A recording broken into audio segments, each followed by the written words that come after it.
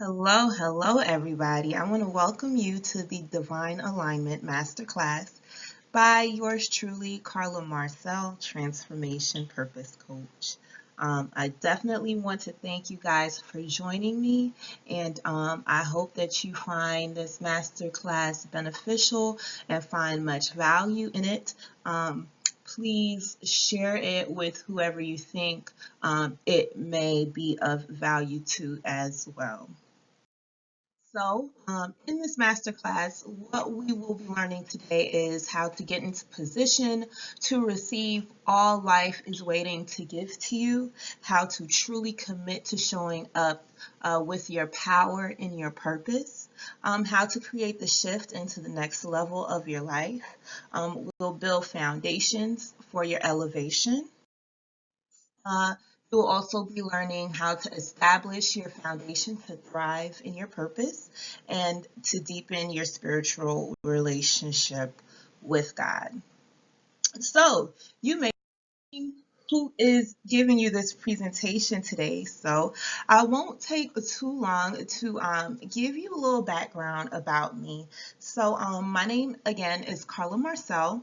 I am a transformational purpose coach, and what I do is I help people who are feeling stuck and lost in life gain clarity and direction so that they can discover their purpose and create their strategy to bring their purpose into fruition.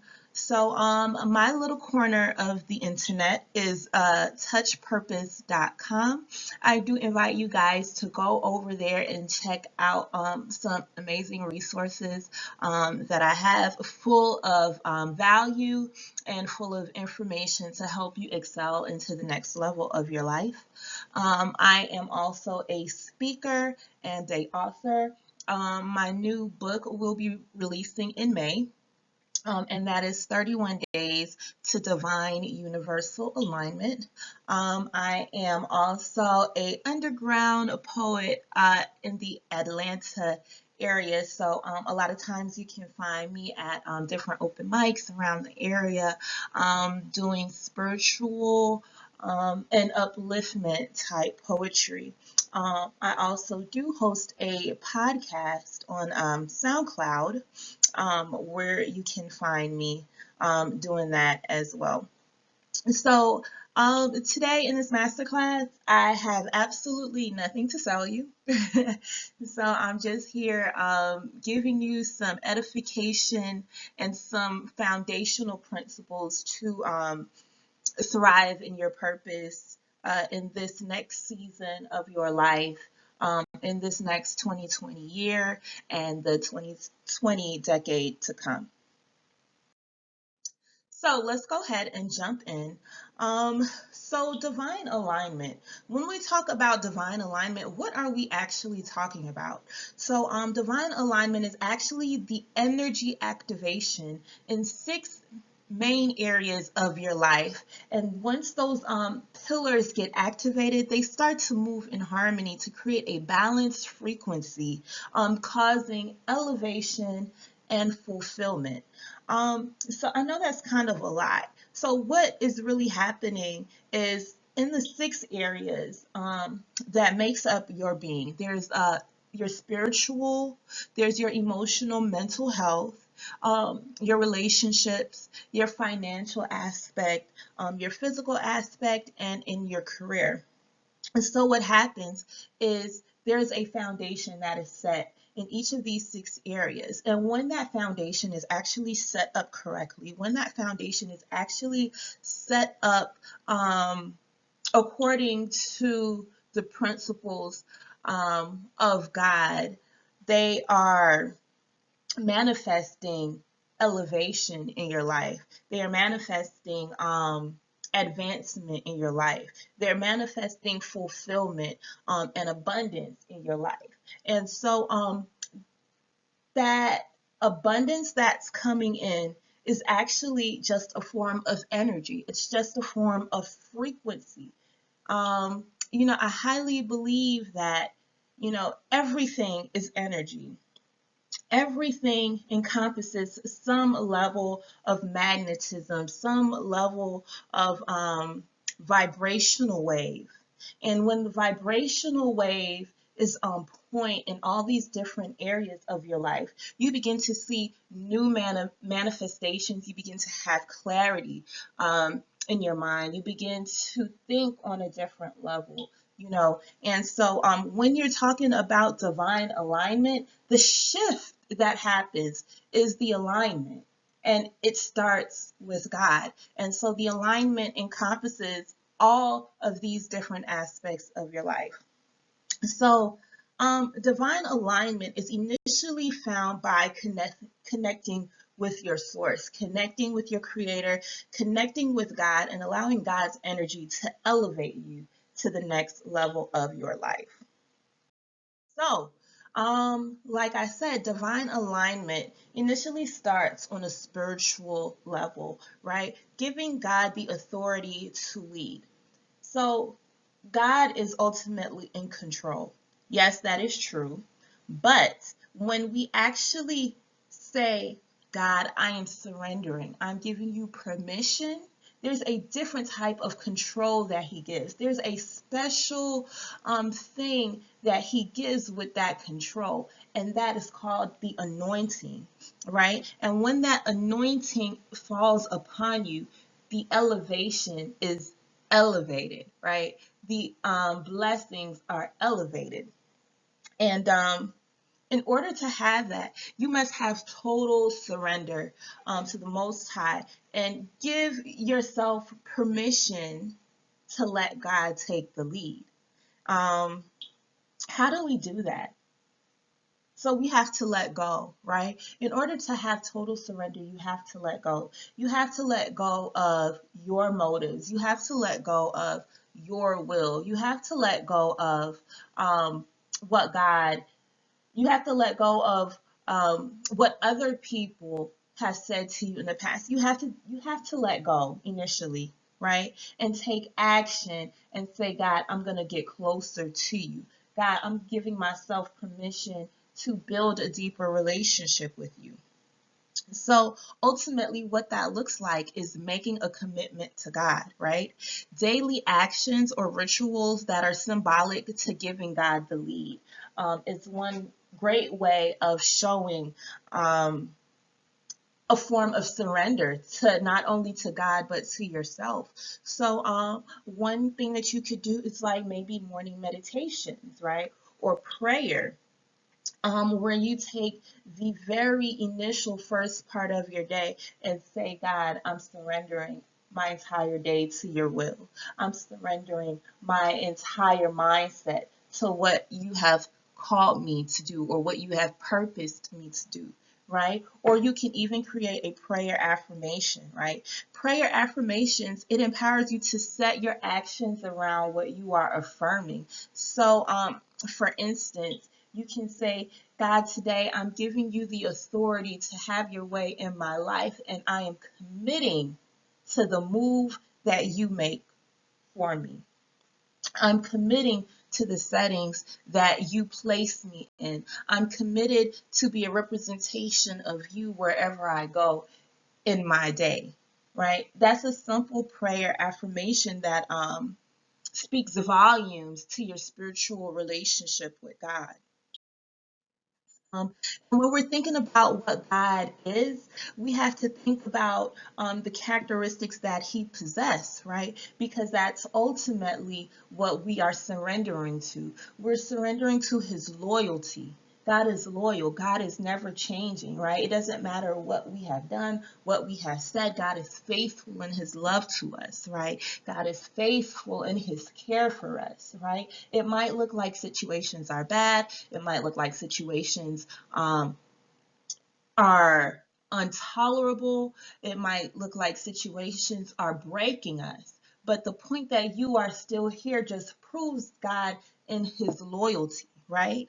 God is all present. God is in every single thing that we are doing. God is there.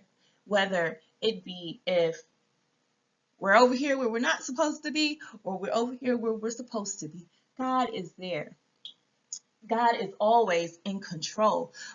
Previously, I stated about, God being in control ultimately, but there's a different type of control that he gives when you give him permission to be in control and you give him permission to take the lead in your life. God is safety. There's a safety that encompasses God. There is a safety um, that you can trust in when it comes to God, knowing that He is going before you. He is going to keep you no matter what the will He says is for you. You can trust that God is going to keep you in whatever assignment that He gives you. God is forgiving. So yes, you might fall. Yes, you might mess up. Yes, you might forget. But guess what? In that forgiveness, you get the opportunity to try again, right? In that forgiveness, you get the opportunity to make things right. In that forgiveness, you get the opportunity to elevate, right? And God ultimately is love. And then you think about, what does God give, right? We talked about the trust. God gives trust, right? God gives you the ability to not only trust Him, but gives you the ability to trust yourself, to trust people. Because ultimately, what you're doing is not really trusting people or not really trusting yourself, but trusting God. I have this friend of mine, and one day we were driving in the car and we like slick almost got into an accident, and I was like, oh my gosh, what are you doing? And I was, and mind you, he was driving my car at that, and mind you, I was like, what are you doing? And he was just saying, oh, well, don't trust me, trust God. And I thought it was like the most funniest thing, because literally I could have lost my life in that accident. But no, he said, don't trust me, trust God. And if you trust God, then it's okay for me to be in the car with this crazy driving man, right?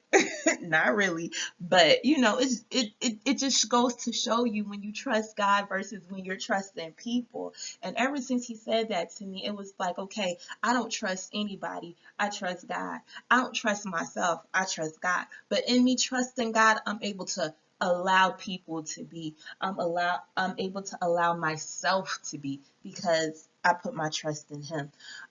God also gives boldness, right? God gives courage, right? Courage is something that's so intentional. Like, you have to make an intention on being bold, right? You have to make an intention on being courageous, especially if you're an introvert. Like, I consider myself an introvert. Like, I'm not good at public speaking. I'm not good at making friends. I'm not good at getting up on the mic. But those were things that I was telling myself, right, initially, before I got into the whole coaching, before I got into public speaking. And now that I get into it, I realize that, hey, I'm actually phenomenal at this thing, right? And what it ultimately took was courage. It took courage for me to initially get up there, to get out my comfort zone, and to move forward in my gifts, right? It took courage and boldness for me to show up on platforms where I'm giving hope and giving people elevation. It takes courage, right? It took a boldness for me to first do that. I got the vision in my head, but for me to actually take action on these things, oh, it took a whole lot of courage. And it still takes courage. It takes courage for me to be on this masterclass with you guys. God also gives comfort. God is a comforter. In the situations that we feel like we can't manage, God is so good, because He allows us to give those problems over to Him, while in turn He gives us the comfort, right? He is our refuge in a time of need. He is our hope in a time when we're hopeless, right? God gives us comfort. He sends His Spirit to comfort us, right? God gives release, right? We're able to let go. And in letting go, we're able to be, right? We're able to be present. We're able to reset when we release. So that's why the initial pillar of divine alignment is that spiritual relationship that you have with God, giving Him the ability to take the lead, because ultimately everything else is going to fall behind your spiritual relationship. Everything else is going to find harmony around what God is calling you to be, what God has in store for you, right? Everything is going to take precedence around that very aspect of your spiritual life. The second pillar that encompasses divine alignment is your emotional health, right? Your mental wellness. Having healthy emotions and learning how to deal with emotions properly helps you stay balanced, and it helps you maintain your peace. You may notice that you're struggling with your emotional state and your mental wellness if you consistently keep the shoulds in your head. And when I talk about the shoulds, it's the, oh, you should do this that you hear from other people. Oh, you should be this that you hear from your parents. Or you should do that that you hear from your teachers, right? You should, you should, you should. And in those shoulds, you forget that you have the ability to make decisions for yourself, right? You have the ability to know what's the best course for yourself, right? Because of all those shoulds.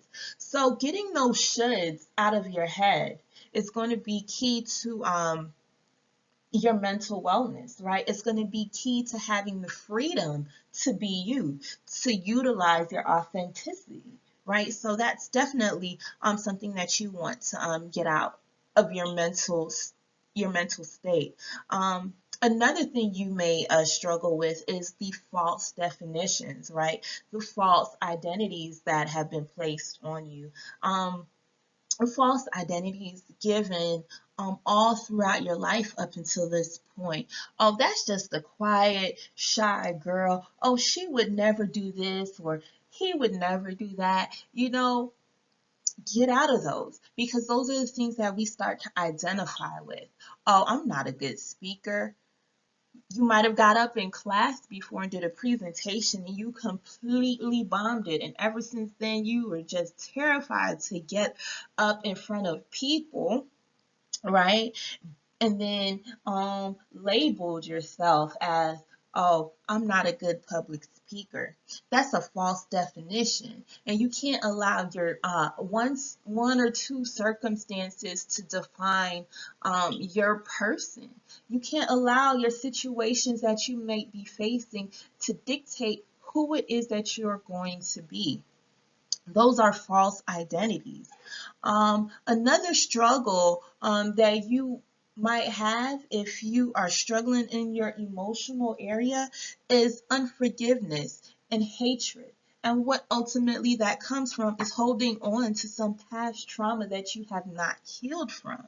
And so it's so important that you do the inner work to figure out what that trauma is that's causing the vendetta, that's causing the grudges, that's causing the hatred, because those are all blockages that are interfering with the divine alignment that is supposed to take place, that will elevate you into the next level. So what are some ways that we can establish healthy emotions? One way that I have is through core values, right? Our core values are the things that we admire, right? The things that we love, right? And it's great to have core values at the foundational basis of who your personality portrays, right?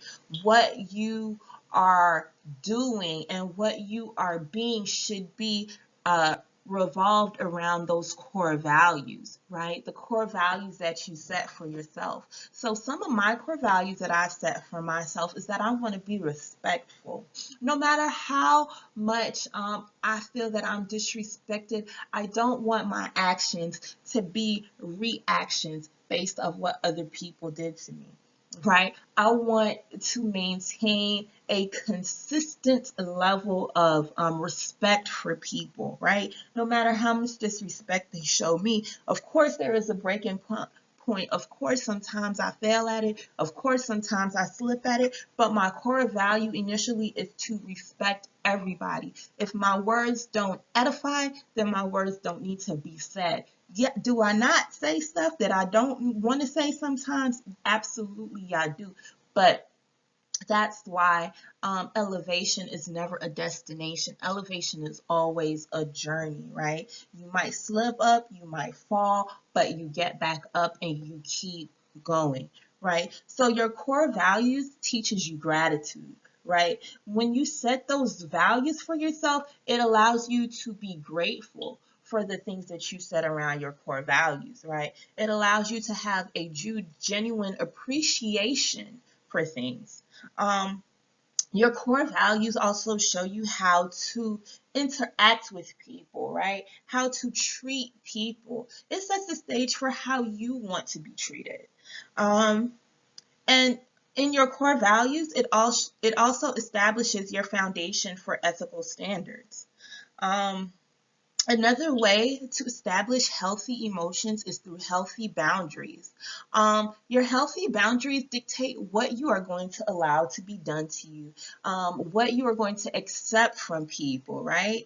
It sets the standards for how people treat you, right? It sets the standards for how your subconscious mind internalizes different things, right? You ever notice you might have um, a particular person who might not understand your vision. They might not understand your process. And because they don't understand it, they're continuously downing you. Because they don't understand it, they're continuously talking negative to you. Because they don't understand it, they just have a whole negative type of vibe for you. Well, in setting healthy boundaries, you might say, okay, I'm going to limit the amount of information that I share with this person, right? So that I don't have the backlash of all that negativity, right? Healthy boundaries will say, okay, that person might say this and that, but it's not going to affect me because that's just their opinion. And I'm going to continue to be me and do me despite of, right? And so now when that person starts to speak, because we have healthy boundaries in place, our subconscious mind knows to dismiss what that person is saying, right? So yeah, that I mean, healthy emotional health is a very pertinent part of setting up your divine alignment. Um, this chart that I have on the screen here is another way that we can establish healthy emotions. And this is a great way to create flow in your life, a great way to create flow on a daily basis. So in the gray, we have a process of release. So what my process for me of release looks like is clearing my mind. My process of release is taking out maybe 20 minutes out of my day to journal, get whatever's in my head, get it out, get it on paper, so that I can take a second look and analyze it maybe from a different perspective. That's my release. And my release, especially in the beginning when you're talking about uh, initially getting the foundations for divine alignment, you want to have something in place that is going to recharge you and reset you. And for me, that initial recharging and reset was the majority of my daily positioning. It was the majority of what I did in the mornings to set myself up for success, right? And as you advance in your journey, your daily positioning will start to look different, right? Because as you transition to different levels in your life, you're going to start to have different type of needs. So in the beginning, getting out all that negative energy, getting out all of that wrong and false identities that I've had over the years, my release process was the majority of my daily positioning, right? Learning how to release all the negative energy that I took in from the day or the day before had to be one of the biggest things that I did in my daily positioning. And so after my release, I would reset. How do I reset? I give myself a new set of ideologies that I'm going to apply to myself for the day. I am enough, right? I I am worthy, right? I am able to do whatever I set my mind to, right? These That's my reset, right? And I solidified them. What did I do to solidify the things that I reset? I put an action to it.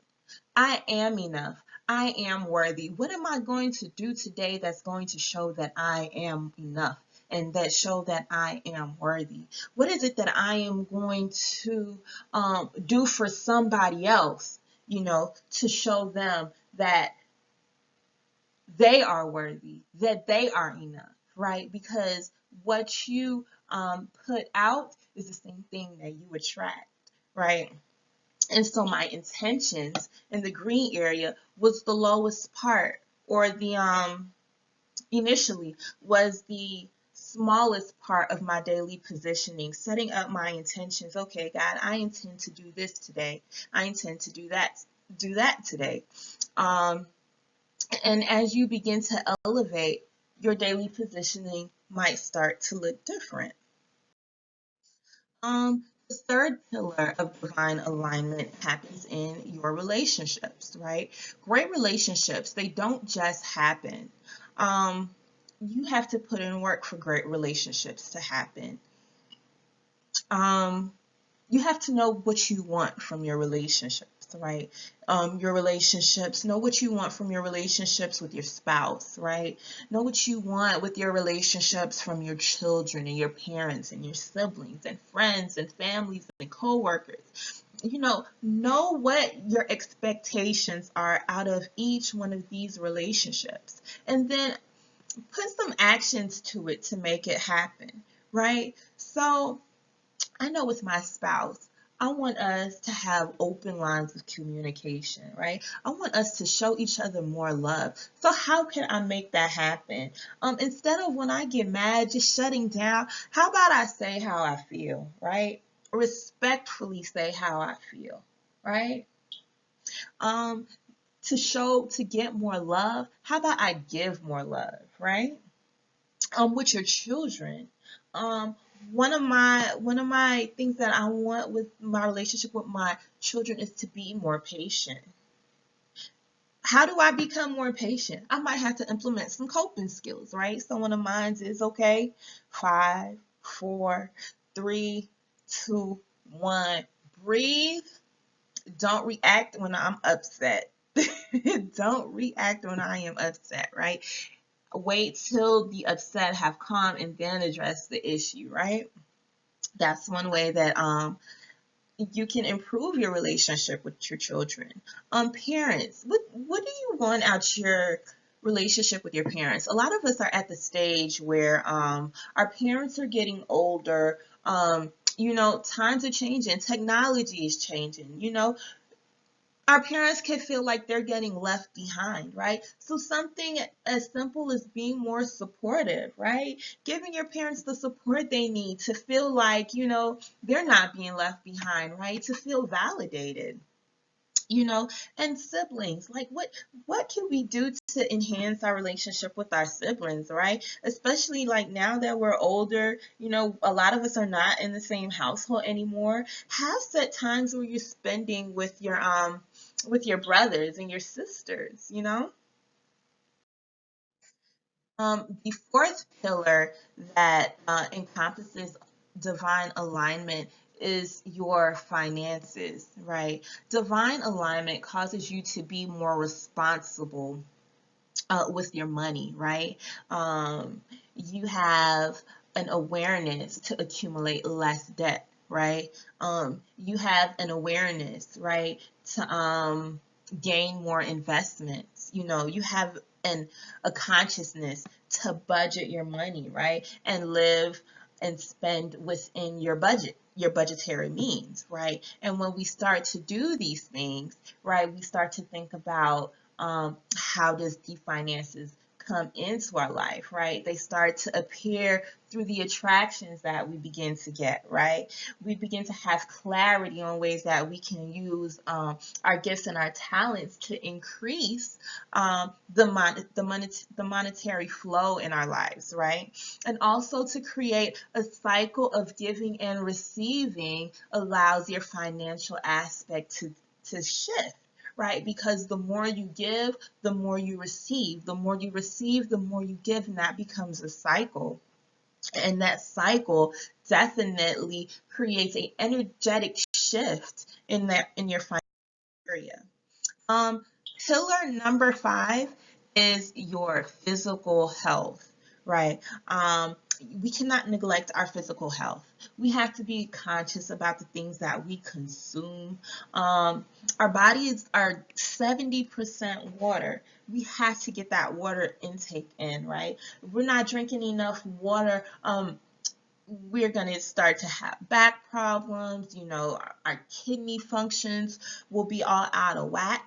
We'll be dehydrated. Dehydrated tends to cause a lot of headaches, all kind of stuff from not drinking water, right? Constipation, irregular digestive health. Water is so, so, so necessary. So you definitely want to make sure that you're drinking the most amount of water on your daily aspect.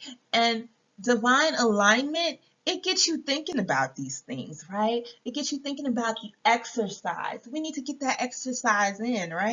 We're getting older, our metabolisms are starting to shift, they're starting to change, right? We definitely need to stay abreast and stay in shape so that we can perform at our maximum potential when it comes to living out our purpose.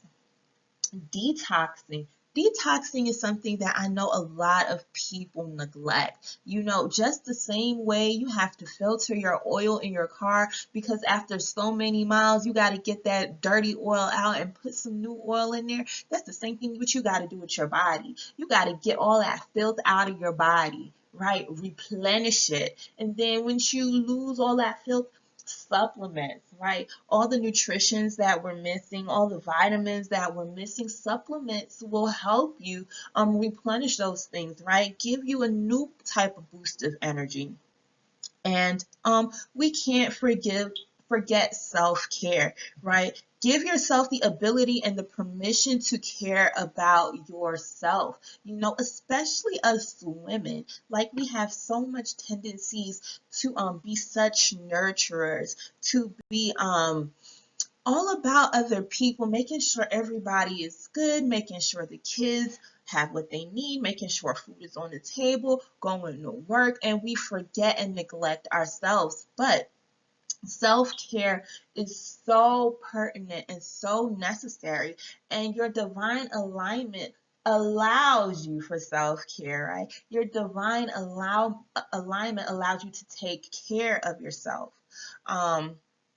Also, self-care will help to facilitate your self-love and your self-worth and your self-value.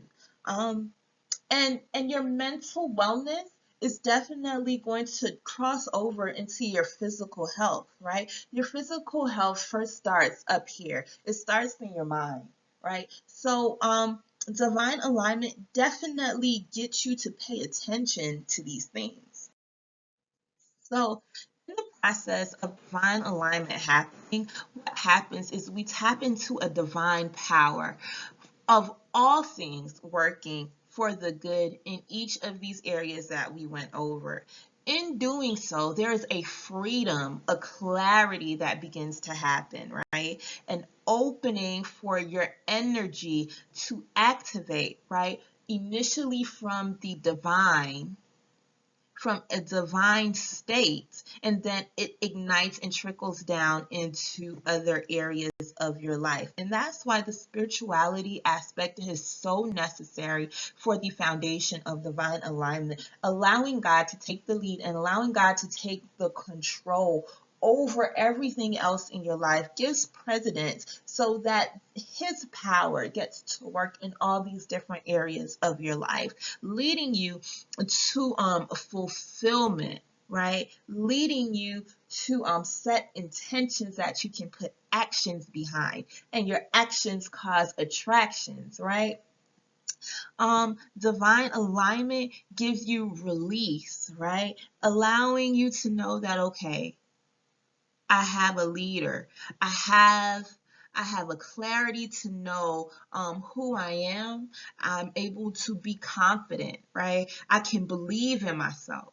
Divine alignment gives you courage. The ability to take action, right? It gives you a sense of peace and shows you how to maintain that peace, and that peace comes from creating your core values, setting up your ethical standards, forgiving people, mending relationships, letting go of hatred, letting go of hate. Divine alignment gives you clarity, revelation. Revelation comes when the blockages become removed, right? The blockages of all the outside forces. And trust me, it takes work. It takes a whole lot of uh consistent work, inner work. And you have to do the inner work so that you can set your foundation for the clarity, right? So that God can reveal to you what he has purposed you to do. Your divine alignment uh, happens. Your divine alignment increases your attraction, right? Your energy attraction, your energy field. Your divine alignment allows your actions to be set in against or with the intentions that you set, right? Your divine alignment creates opportunities for you to flourish in. So it's so pertinent that you definitely find a community that you can really thrive in, where you can really set standards, find people that can help you stay accountable to your goals, help you stay accountable to what God has called you to do, and help you facilitate purpose and facilitate how to have purpose and execute purpose in all six of these areas that we went over. And so today, like I said, that kind of concludes what divine alignment is. I don't have anything to sell you, but I do want to invite you to the Transformational Purpose Group on Facebook. By Touch Purpose, and it's a community of people who are all striving to become better, who are all striving to be accountable to each other, to help each other elevate. And it's a great community where you can actually grow and find areas that you can advance in. And it's great to be connected to a community. So I definitely want to invite you over to my group if you feel led to be a part of it. But yes, so that concludes my presentation and masterclass for the divine alignment. And it is my hope and my wish to you that you set up your foundation so that you can have divine alignment, so that your energy can start to elevate, so that your intentions will be set around the principles and the purpose that are revealed to you through the divine, and your actions begin to match that, so that you can create a life that you deserve and create the life that the universe and God has purposed for you to have. So with that being said, I do thank you for listening all the way to the end, and I wish you a happy new year and an amazing 2020 decade. Thank you. Bye.